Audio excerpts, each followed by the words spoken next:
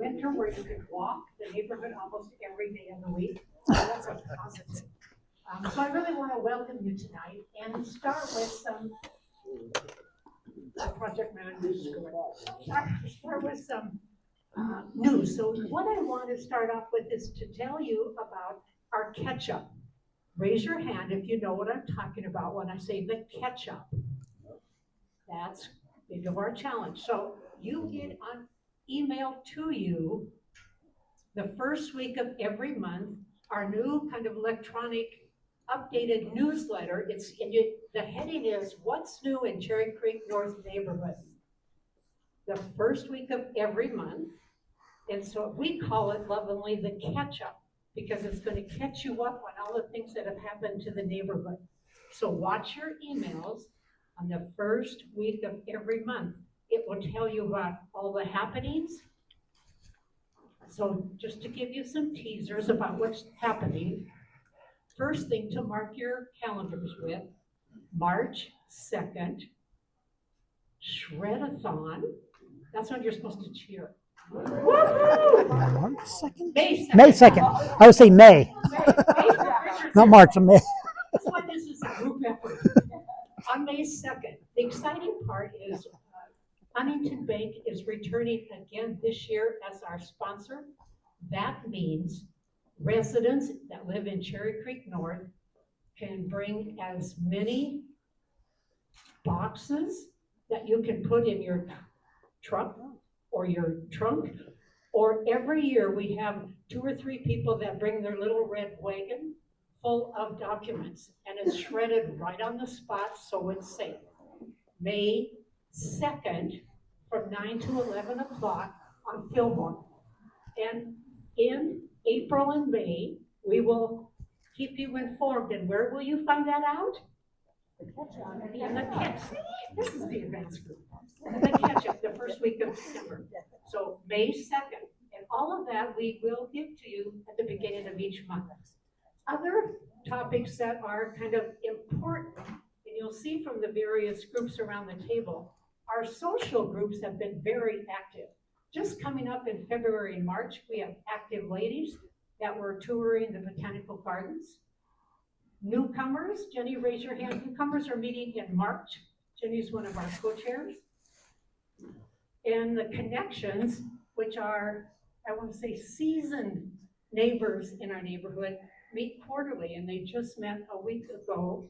And then we had a social pop-up. Where's Laurel?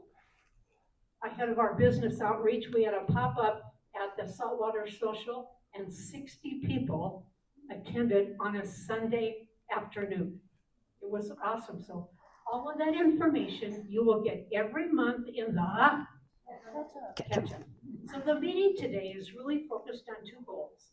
One, from the neighborhood we hear all the time, zoning and what's going on in construction and development are critical topics. So we really have brought 2 speakers in today to talk to you about that. The other request, where's Polly? Polly at the last meeting said, Linda, I want a chance to just talk to people. So we really reached out and came up with 6 different topics that you will walk through and meet with the facilitator. You're going to jot your ideas down on a piece of paper. And so we really want to involve you in what topics we bring to the GRM and to hear your voice. So I'm going to start off with introducing you to Richard. He will be at a table called Business Improvement District. So the questions you have for him at the end, you can do in that table talk. But let me tell you a little about Richard. He's the Vice President of Operations for the Business Improvement District. But he can tell you how many tulips are planted in the neighborhood. He can tell you when the Christmas lights go up, and maybe tonight he'll tell you when they're going to go off. But Richard's operations, so it's safety and landscaping and construction and development. He's the go-to map guy when you really want to know what's going on in the neighborhood. So with further ado, our dear friend, Richard. Linda, thank you for the introduction. Is this one working? No, use both. Oh, use both. Got it. Okay. Thank you very much for the introduction. And thank you, first and foremost, for having me here at your neighborhood meeting one thing I think is so special about the Cherry Creek area is the way the neighbors and the businesses and everybody really comes together in this neighborhood, and it is quite the special place.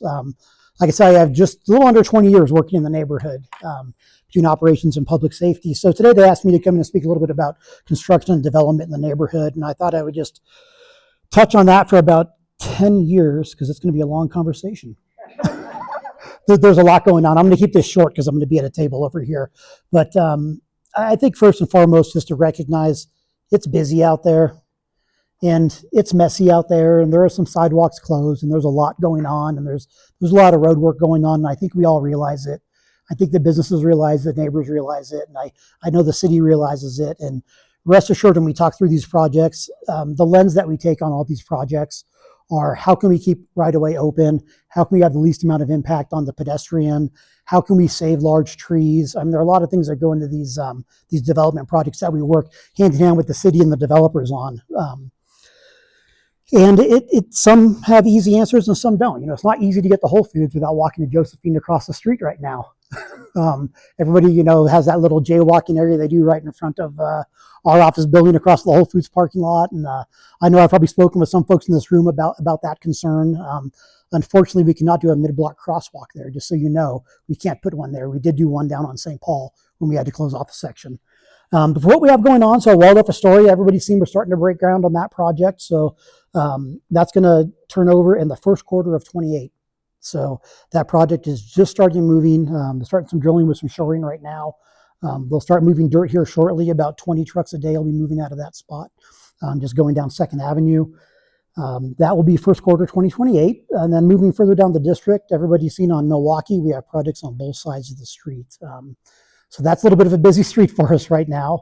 So on one side of the street, we have about a little over 150 apartments plus 30,000 square feet of retail going in. That's going to be that large apartment building that's going to be on the west side of the street. And that's turning over early in the first quarter of 2027. Across the street from that, we have 242 Milwaukee, which is going to be 90,000 square feet of office, 10,000 square feet of retail. And that will be turning over also in the first quarter of 2027. And moving on, everybody's seen the project on Fillmore. The second in Fillmore that's been going for quite some time here. They're finally making good progress on that. They have the water under control, and we're expecting that building to turn over in the first quarter of 2027 to the tenant. That's going to be a single tenant for the entire building, with the exception of the ground floor retail, which will be the Henry and the Hank. So we will have a restaurant and a bar down on the first level.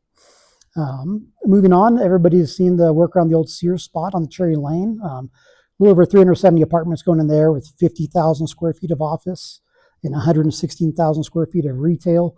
That will turn over in 2027. That project's actually moving along quite well.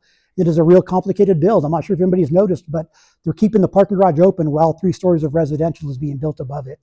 And they have to keep the condo parking garage open on the lower level while they build. So it's been quite the project to work around. If you've been in that garage, you've seen the obstacle course that's going on, but that is going to be a real transformative project for the neighborhood. That's going to have a pedestrian lane that's going to go from 2nd to 1st Avenue.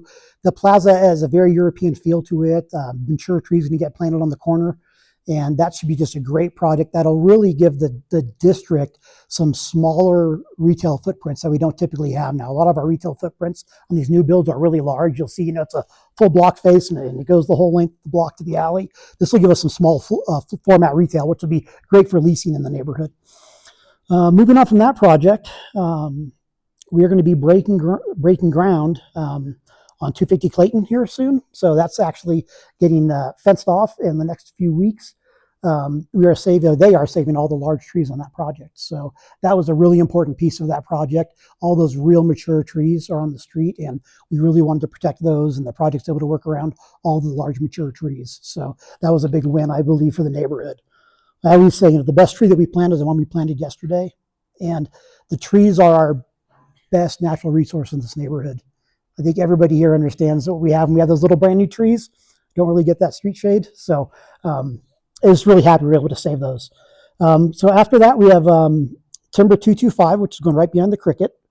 That we don't have a date on breaking ground. It should break ground this year. I believe they're waiting on some leasing activity before the trigger is pulled on that. But that's going to be the first mass timber build in the neighborhood. So that building is actually not going to have, steel beams holding it up. You're going to be able to see the wooden beams coming up and the wooden floor plates from the outside of the building. So it'll be our first mass timber building. I'm excited. That's going to be a very beautiful building from the outside. Then we have a Four Seasons condo project on Detroit. That's TBD on when that's going to break ground, but that is coming. We also have a project on 3rd and St. Paul that we understand will be coming up in front of design review again shortly. The Coram project on 3rd and Josephine, where Little Ollie's is, that's TBD. That project's been through design review, but they have no activity on when they're going to start.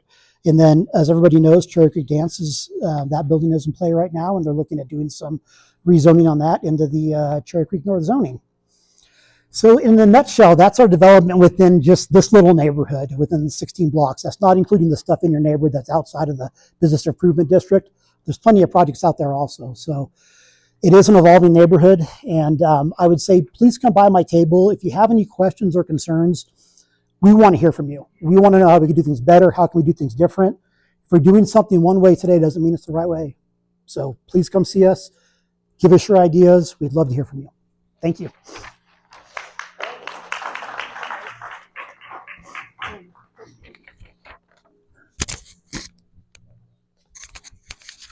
Can't help myself as a teacher, so I'm going to give you some words. I'll give it back to you. As soon as I get plugged in. Yeah. There you go. Setbacks, density, height requirements, CPD, or PUD, or GNA. Do you know what I'm talking about? That's a learning experience with a whole new language. Fortunate for us, our zoning chair is an expert on all of those words that I just said and the initials. And as a legal expert, she is priceless in helping us understand all the zoning issues. So please help me welcome our zoning chair, Lou Raders. Thanks, Linda. Okay, I'm just going to do, since we're interactive tonight, a quick question for all of you. How many of you have lived in this area for 50 years? Anybody? 50? Holly. How many people have lived in the neighborhood 40 years?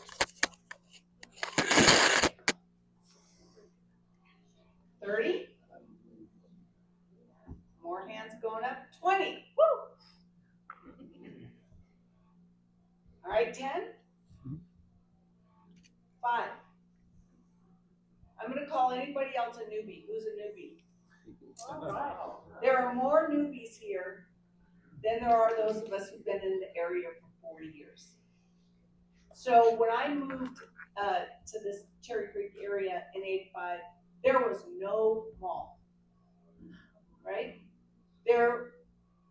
We didn't have the configuration on steel that diverted cars to go around to Altita. Everything that has changed since I've been here, and I've been in the area the whole time, I've lived different places, and found my forever home when I found my forever partner. But it is a place that has changed so much, and it all starts with the zoning. So when the mall went in, which was about 87-ish, there was zoning that had to happen to allow that mall to come forth. That's when the Cherry Creek Steering Committee was started, so that the people that served on that committee could then also watch over some of the development, address the issues that were going to come forth with the mall. Richard and I serve on that steering committee. I chair it. Richard's been on it forever. Linda is on it. Annette is on it. Ron is on it. We've had a lot of people that have been involved in the neighborhood association also work with the steering committee, which involves other neighborhoods, Cherry Creek East, the mall, the BID, the Business Alliance, Country Club neighborhood, Cherry Creek East, Hilltop. So we bring people together because everything that happens, like when you put in a major mall, affects our entire area. So if you look at that as maybe the first domino in the zoning world vernacular, the next thing that happened was we ended up with an area plan that many of us worked on a long, long time. It took years to create a city recognized area plan. That area plan set the basic concepts. They used to call them areas of change. This was all done before the new zoning code, which was adopted in 2010, which all of a sudden changed all of Cherry Creek East from single family zoning. North was the duplex, but east was single family, to GRH3 along with Cherry Creek North. That meant row home, resort. So the changes that evolved with beginning of the mall and the zoning changes, and then you had the area plan, which drives all changes, which was one of the things that the city holds up to say, should that be rezoned? Well, what is the area plan adopted by the neighbors? What does that say? And then you have the zoning, the 2010 zoning. Then you have the bid zoning, which was 2014. All of this is a way of looking at change in this area that has been the roots of which started long ago. And when people say, I don't like what this change is, and then we have our newbies who say, what change? Hasn't it always been like this? Don't we always have, these new builds going up? And I think that the focus, because I know it's growing pains, I know it's not easy, but those of us who've been here that whole time and who work on it constantly to try to make sure that the issues that are created by change, which is created by zoning, which is done at the city level, that we try to watch and mitigate what those changes are. So we have, and many of you have heard me talk about this before, we have good neighbor agreements. What are those? They are agreements with operators of licenses. So think any restaurant that goes in and applies for a liquor license, as soon as we get notice of a liquor license, we're right there saying, hey, you want to have a restaurant with a patio in our neighborhood? If you do, you're going to have to deal with us, and you're going to have to agree that at a certain time in the evening, noise goes off outside. We don't want to rule their business. We want to support their business. Take it inside. Turn the noise off outside.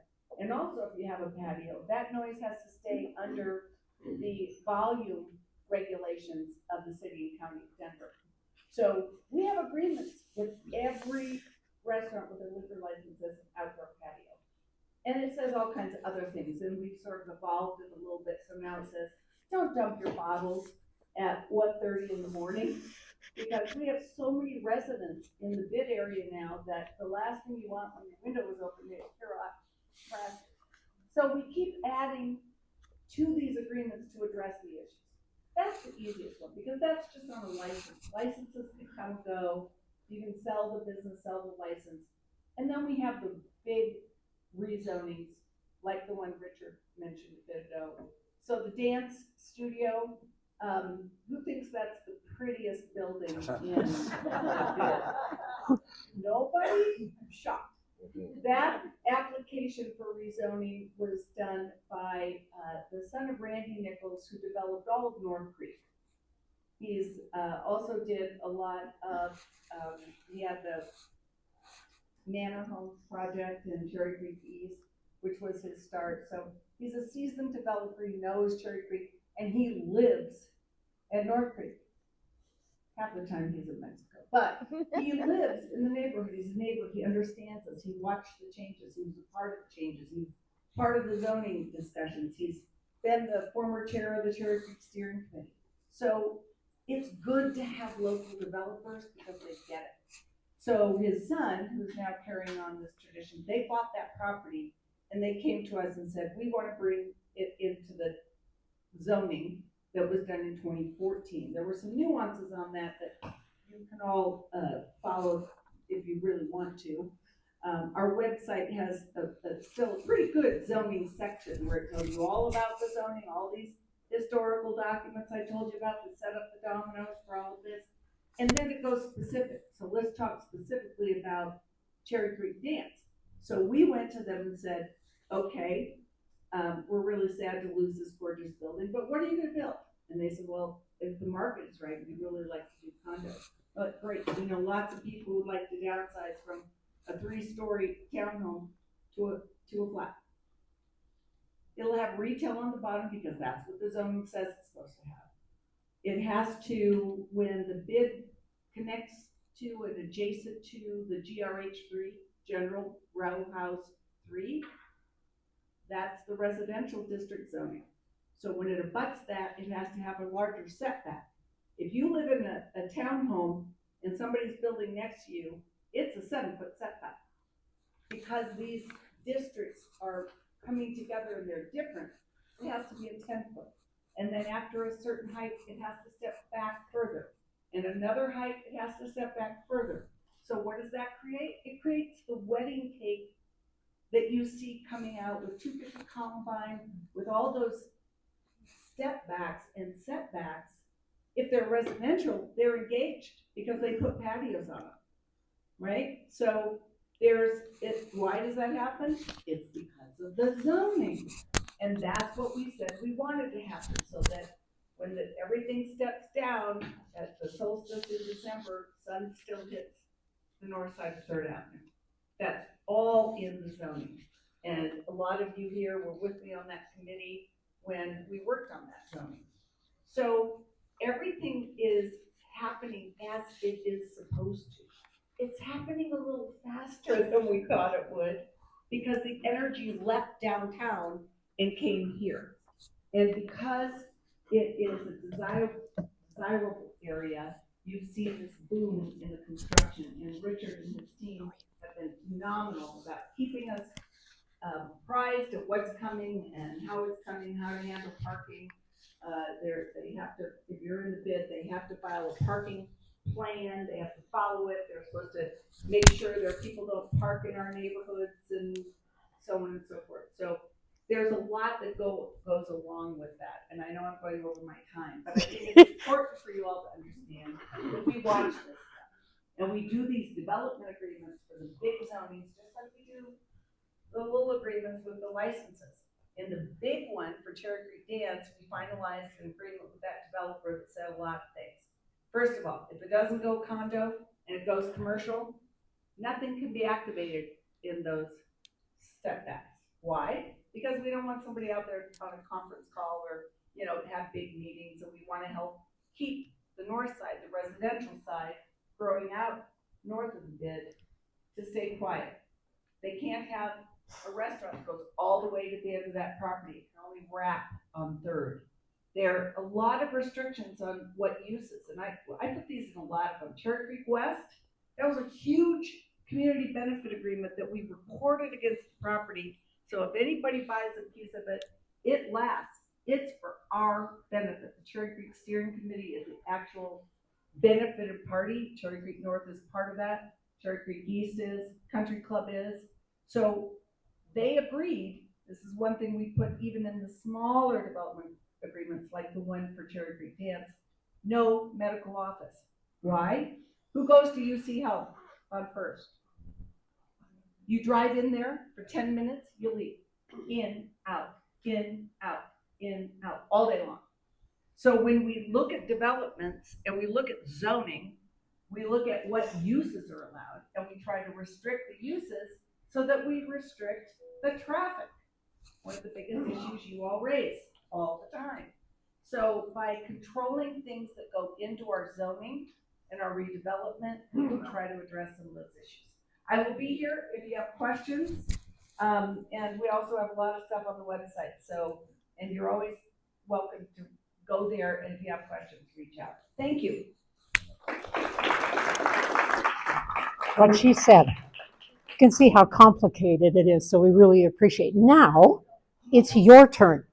So we have 6 tables, and I'm going to read the topics, and we have a facilitator at every table who's going to give you just a tiny overview.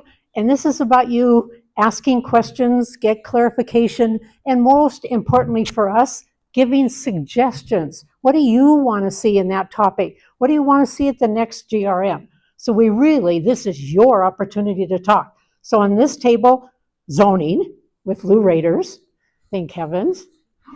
This table, business improvement district with Richard and Laurel, who's our business outreach on the board of directors. Parking with Annette. I saw her. Come here, Annette. This is the parking table. Over here, social groups, we have two. I just saw her. She's over there. Come over here, girl. This is Leslie, who's new to our board and has taken over all of our social groups and doing an incredible job. And tonight we have one of our co-chairs of the newcomers, Jenny. So if you're interested in all things social, that's kind of like 80% of our neighborhood. This is Dale with our block captain program. How many of you know who your block captain is? There's some block captains here, I see them. A critical table. That's why this neighborhood is so energized.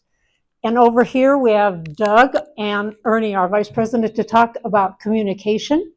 One of the things we're really fired up about and a goal as the board is we want to develop a survey that really asks you, what questions should we be asking? That's the table that you can talk about all things communication-wise.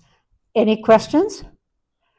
You have 10 minutes per table, and I have a bell that was gifted to me, and when you hear the bell, that means you go to another table. So go for it, move around. It's your turn to talk.